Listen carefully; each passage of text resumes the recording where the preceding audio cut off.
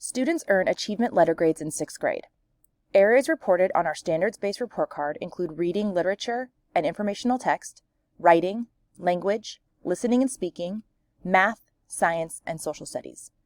Additional curriculum such as art, PE, and health, as well as student responsibilities for learning and behavior, are reported as effort grades.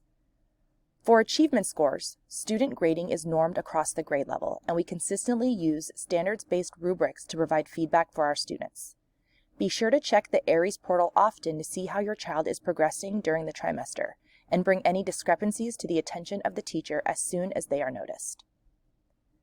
In most subject areas, we offer test retakes to those students who would like to improve their grades.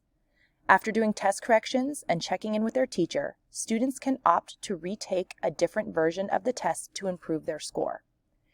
This test may be a different format or consist of different questions than the original. In order to keep parents updated of their child's progress, your child's teacher will send tests home after they are graded for you to review.